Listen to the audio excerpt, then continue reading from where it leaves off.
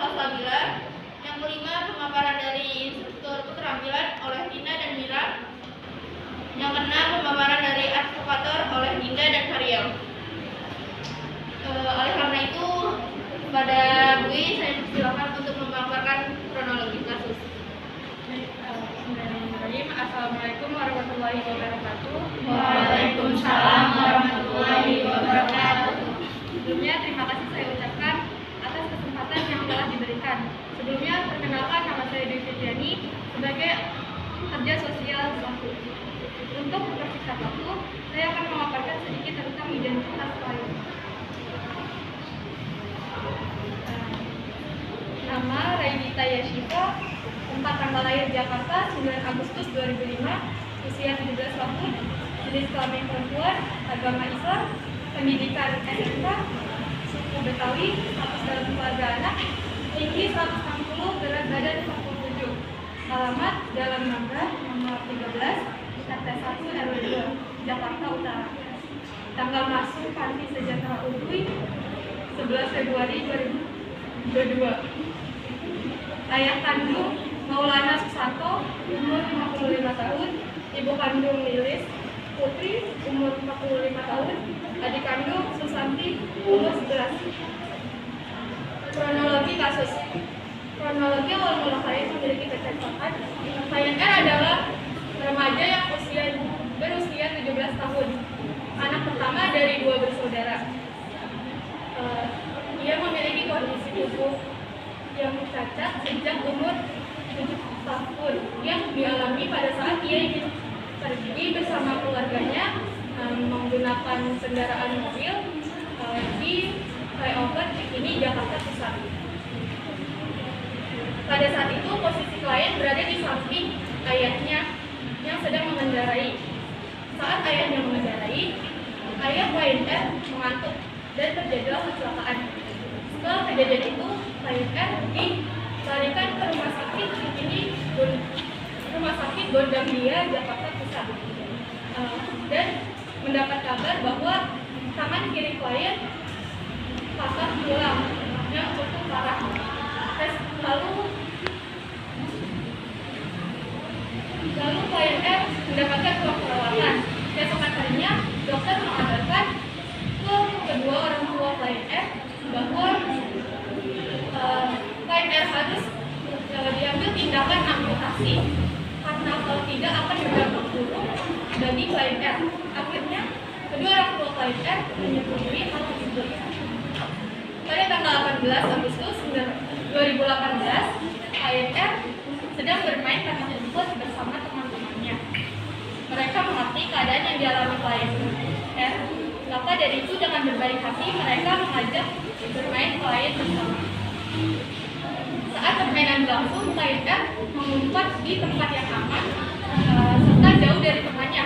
Dengan keterbatasan fisik yang dia miliki, dia mulai bingung karena tidak mengenali tempat pada saat itu ia berada.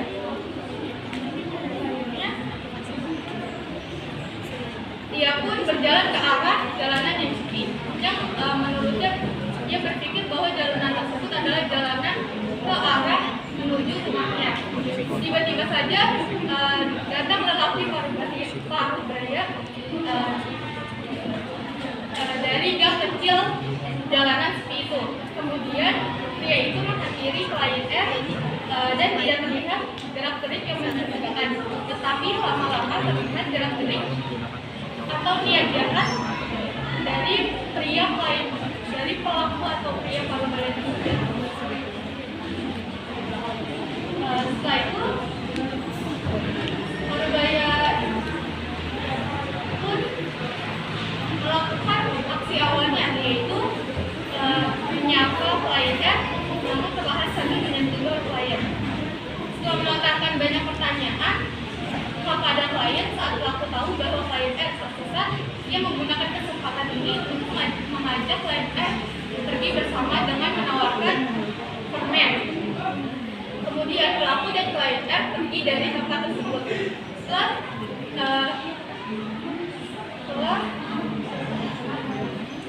Setelah tiba di tempat lokasi, klien R R melihat keadaan sekitar sambil kebingungan karena tidak tahu ia pada saat itu berada di mana. Perlahan pelaku pun mulai melakukan aksi awalnya, yaitu memijat bahu klien R secara halus. Setelah itu pelaku menatap klien dan mencium pipi, dilanjut ke bibir klien R.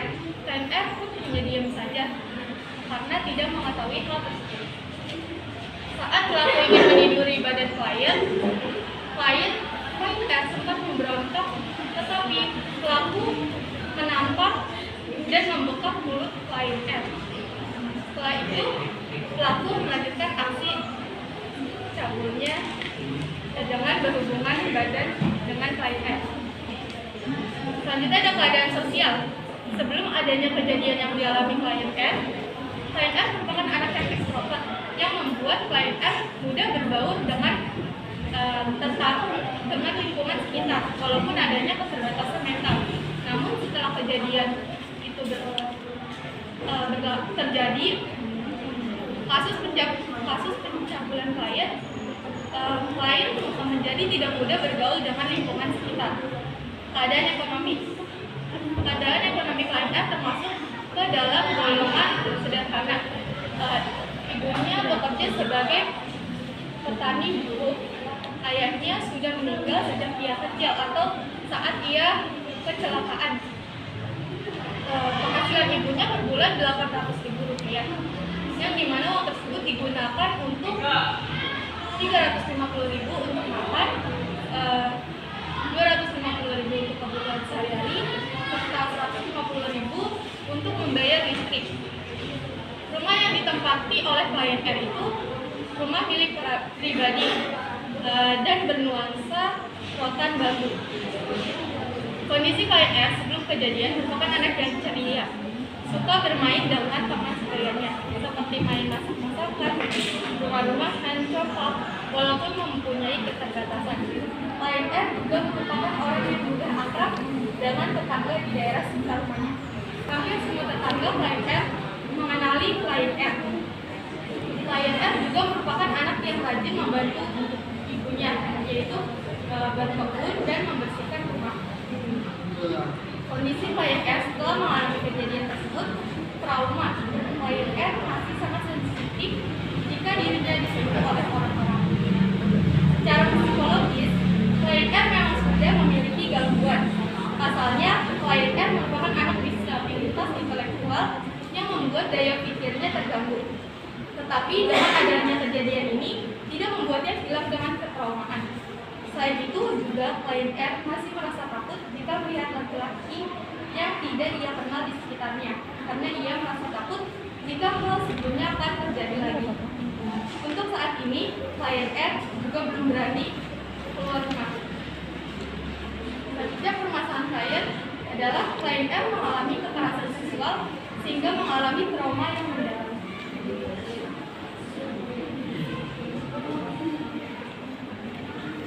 Potensi yang dimiliki oleh klien R yaitu menggambar. Dengan keterbatasan yang ia miliki, klien R mampu menguasai menggambar pemandangan dan wajah. Sumber yang dimiliki klien R yaitu dukungan dari keluarga. Sang ibu mendukung klien R memeriksa kandungan klien R ke Bidan Zainab, Jakarta Pusat, untuk memeriksa bahwa klien R sedang hamil. Ibu klien R mendukung untuk membuat laporan mengenai kekerasan yang dialami oleh klien R. Klien R juga mendapat dukungan dari Kepala Satuan Reserse dan Kriminal Kepolisian Lesor, Musi Bayuasin, guna menindaklanjuti laporan kekerasan yang dialami oleh klien R dengan memeriksa korban dan sejumlah saksi. Selanjutnya, rencana intervensi. Saya sebagai motivator akan memotivasi klien dengan cara memberikan klien semangat untuk menjalani kehidupannya sehari-hari agar dia tidak terlalu takut lagi terhadap orang-orang di sekitarnya. Contohnya seperti melakukan kegiatan positif, misalnya berkebun, mengikuti aerobik di sekitarnya yang ia kenal. Saya sebagai konselor, saya akan mendengarkan keluh kesah yang dialami klien pada saat klien mengalami kejadian tersebut dengan mengajaknya jalan di taman agar klien tidak jenuh. Asisten Peksos akan mendengarkan dan menanggapinya dengan penuh kasih sayang dengan cara memberi sentuhan seperti elusan kepala. Saya sebagai inovator, saya akan menghadirkan hal baru yang positif seperti memberikan perhatian atau kasih sayang yang lebih kepada klien.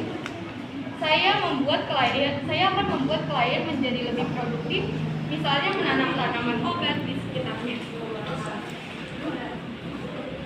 Saya akan menginformasikan kepada klien R untuk mengikuti lomba menggambar di Karangtengah, Jakarta Pusat, agar klien dapat meningkatkan potensi yang ada di dalam dirinya. Saya sebagai edukator, saya akan memberikan pembelajaran seperti membaca, menulis, serta keterampilan agar klien dapat mengembangkan kemampuannya. Untuk orang tua klien, saya sebagai informator, saya akan menginformasikan kepada orang tua klien agar klien R dapat mengikuti kegiatan positif di sekitar daerah ini Jakarta Pusat untuk menambah keaktifan sosial klien R. Saya sebagai motivator,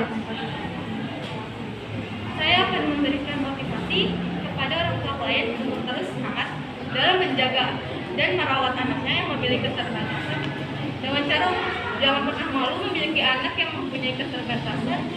Di balik keterbatasan itu, anak tersebut adalah orang yang hebat, serta memberi motivasi kepada orang tua klien bahwa di luar sana banyak orang yang memiliki keterbatasan bisa menjadi orang yang sukses dan memiliki banyak karya. Jadi untuk orang tua klien harus selalu bakat yang dimiliki anak tersebut. Saya sebagai konselor, saya akan mendengarkan keluh kesah yang dialami orang tua klien dalam menjaga klien sehari-harinya. Asisten Peksos akan mendengarkan dan menanggapinya dengan penuh kasih sayang. Baik, segitu saja yang dapat saya paparkan. Sekian. Wassalamualaikum warahmatullahi wabarakatuh. Waalaikumsalam warahmatullahi wabarakatuh. Sebelumnya saya terima kasih atas pemaparan dari Dwi. Kita lanjut ke pemaparan dari psikologi oleh ada Ibu Devania. Silakan.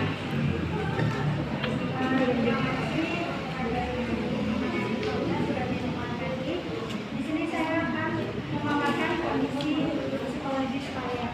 Nah, sebelum hal itu terjadi, klien R merupakan anak yang sangat ceria dan ia meskipun ia memiliki kekurangan, ia suka bermain dengan teman sebayanya. Nah, permainan yang biasa dilakukan itu ada masak-masakan yang biasa dilakukan di saung, lalu ada bermain rumah-rumahan dan bermain congklak. Klien R merupakan orang yang mudah akrab kepada tetangga sekitar. Bahkan klien R ini banyak dikenal oleh tetangga-tetangga sekitarnya. Nah, lalu klien R ini juga anak yang rajin, dia juga suka membantu ibunya, berkebun dan merapikan rumah. Lalu setelah klien R mengalami kejadian tersebut, klien R ini menjadi orang yang dia memiliki trauma. Ia menjadi takut disentuh oleh orang-orang yang tidak ia kenal. Lalu ia juga takut kepada pria yang tidak ia kenal karena ia takut hal tersebut akan terjadi kembali padanya. Lalu klien R juga belum berani untuk keluar rumah. Secara psikologis, klien R memang sudah memiliki gangguan. Karena klien R ini kan merupakan anak disabilitas intelektual yang membuat daya pikiran terganggu. Tetapi dengan adanya kejadian ini tidak membuat hilangnya dengan ketraumaan tersebut. Mungkin itu aja yang bisa saya sampaikan. Lalu penanganan dari kasus ini, saya sebagai psikolog akan mendengarkan keluh kesah agar klien sedikit meringankan beban masa lalunya dia. Jadi dia tuh nggak terlalu memendam sendiri. Saya akan berusaha untuk agar dia bisa menceritakannya ke saya gitu.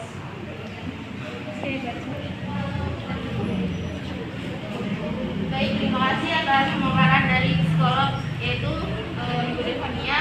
Lanjut pemaparan dari tim medis oleh Salwa dan Salsabila. Silakan. Assalamualaikum warahmatullahi wabarakatuh. Waalaikumsalam warahmatullahi wabarakatuh. Terima kasih kepada Ibu Panji yang sudah mengizinkan kami untuk memaparkan kasus ini. Perkenalkan, saya Salwa dan rekan saya Salsabila. Baik, saya akan membacakan analisis ini.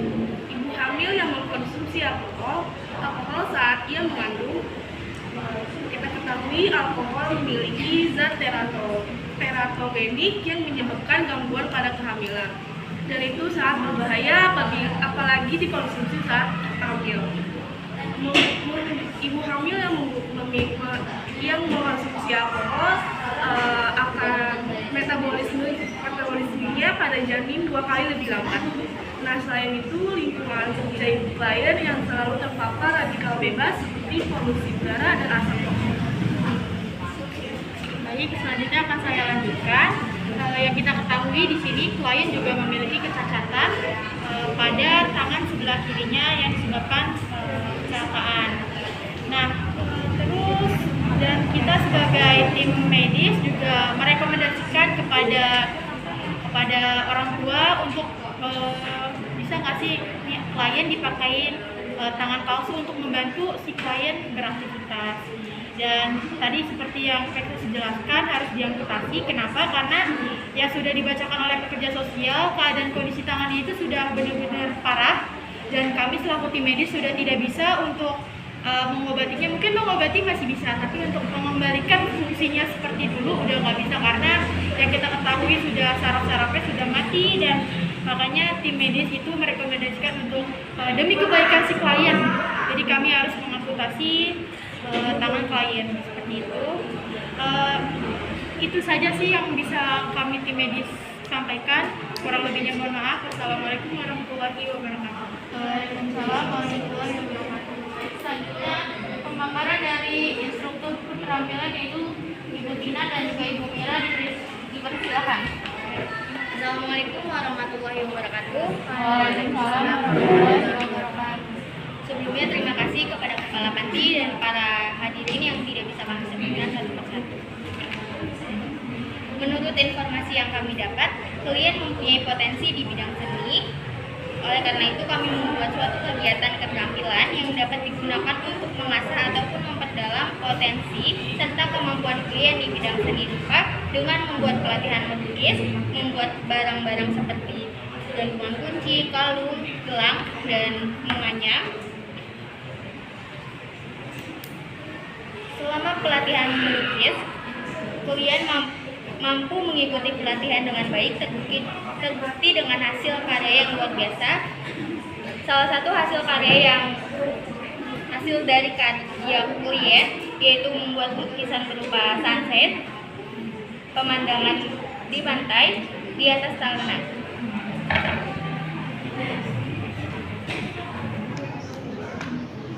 Selanjutnya adalah latihan membuat anyaman atau membuat kalung, gelang, ataupun gantungan kunci. Klien diberikan pelatihan cara membuat anyaman dari barang bekas menjadi hiasan atau aksesoris. Selama masa pelatihan, klien mampu menjalaninya dengan sangat baik. Klien mampu memahami dan membuktikan bahwa klien memiliki kreativitas melalui barang-barang yang dihasilkan seperti anyaman, gantungan kunci, kalung, gelang, lukisan. Kami sebagai instruktur keterampilan yang melihat hal tersebut sangat mengapresiasi klien. Apalagi hal tersebut dilakukan oleh klien yang memiliki keterbatasan. Klien mampu membuktikan bahwa dalam keterbatasannya ini ia mampu menunjukkan kreativitasnya.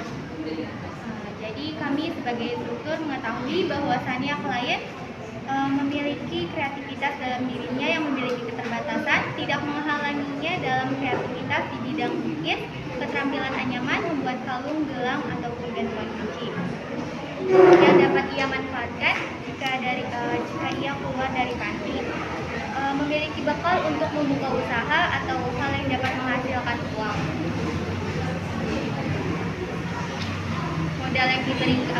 Modal pelatihan yang diberikan dari panti berasal dari panti. Barang-barang pelatihan juga terbuat dari beberapa barang bekas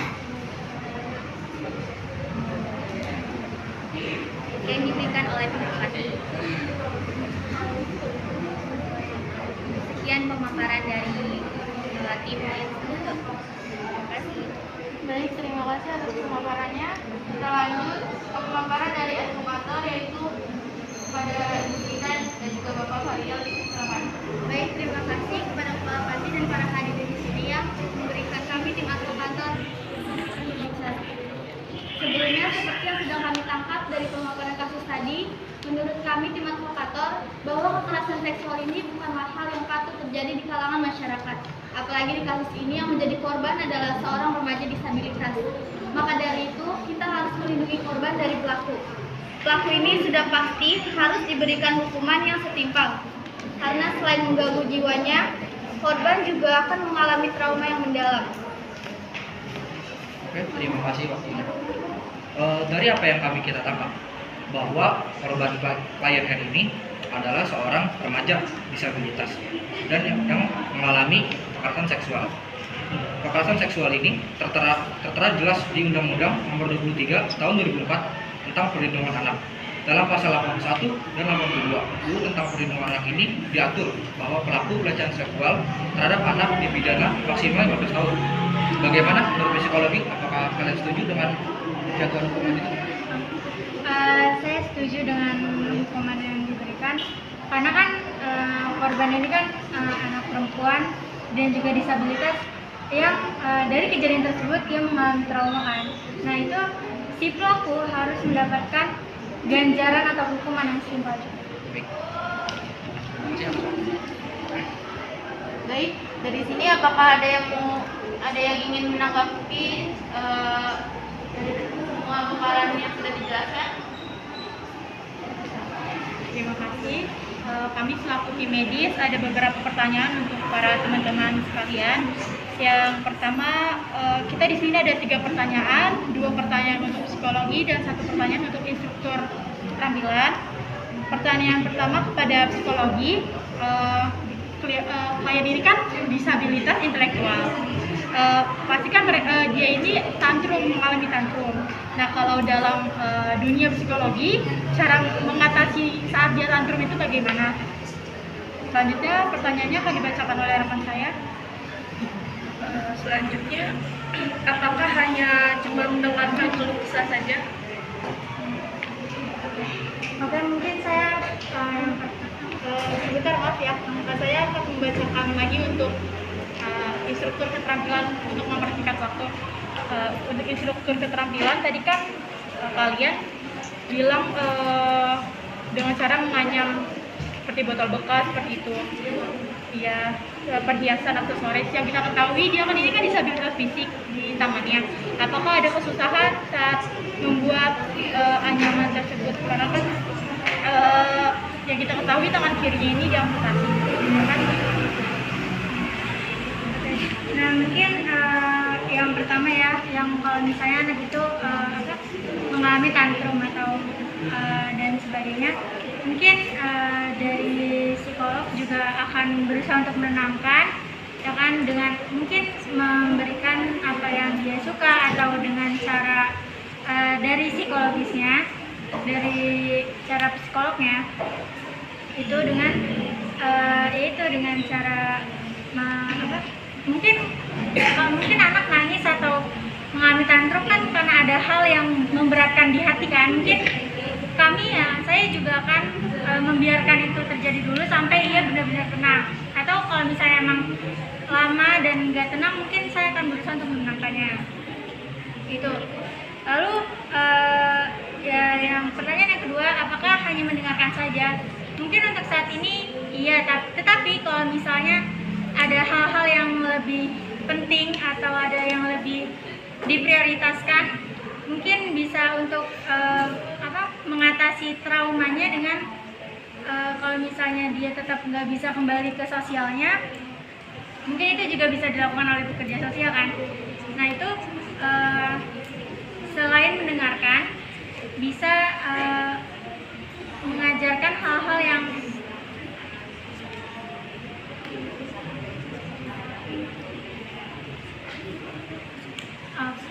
selain mendengarkan juga mengajarkan hal yang positif untuk anak si klien ini.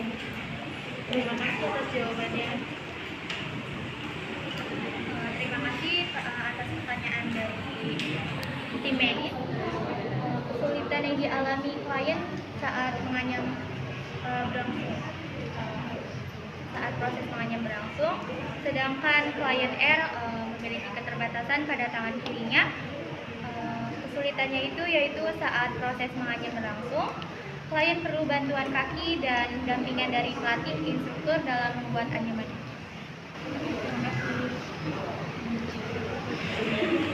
Baik, terima kasih kepada Ibu Salsabila dan juga Salwa yang telah memberikan pertanyaan kepada tim instruktur keterampilan dan juga psikologi. Mungkin ada tanggapan dari Kerja Sosial 2 yaitu Ibu Sabila, silakan. Oke, sebelumnya terima kasih atas sebagai kepala panti. Di sini saya mungkin akan menanggapi dulu dari yang rekan saya, pekerja sosial satu ini. Dari rencana intervensi yang tadi sudah dijelaskan, itu ada peran Peksos sebagai informator untuk si klien, yaitu menginformasikan untuk mengikuti kegiatan lomba. Nah, untuk klien itu mungkin benar kegiatan bakatnya itu bisa dikembangkan. Tapi karena kan untuk mencari informasi tersebut mungkin bisa dibantu diberikan kepada orang tuanya juga, nggak hanya semata-mata ke kliennya. Nah, kemudian juga saya mau bertanya kepada instruktur keterampilan. Jadi untuk instruktur keterampilan tadi katanya untuk sumber dananya itu jika untuk membangun wirausaha dan semacamnya diperlukan dananya itu diberikan dari panti. Nah, itu jika diberikan dari panti, apakah panti itu serta-merta langsung memberikan atau apakah ada syarat-syaratnya lagi, dan sumber dananya itu dari mana? Maksudnya kan dari panti. Nah, pantinya itu dari mana? Apa mungkin dari pemilik yayasan itu sendiri atau ada dari donatur-donatur lainnya? Mungkin itu saja. Terima kasih.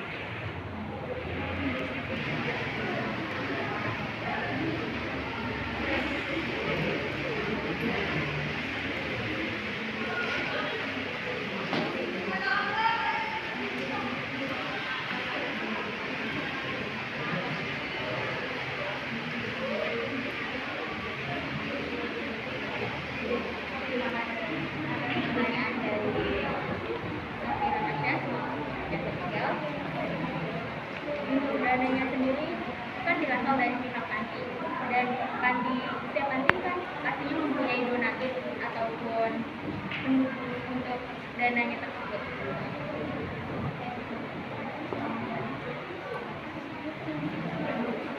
Dalam membuat pelatihan melukis, menganyam, membuat kalung, gelang ataupun gantungan kunci ini modalnya juga sedikit, terbuat juga dari barang-barang bekas, jadi biaya yang dikeluarkan itu tidak terlalu banyak.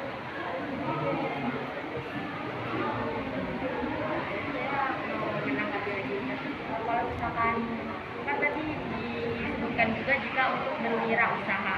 Nah, kalau misalkan berwirausaha dengan kan pasti butuhnya lebih besar. Nah, itu apakah masih tetap menggunakan dana yang sudah disebutkan?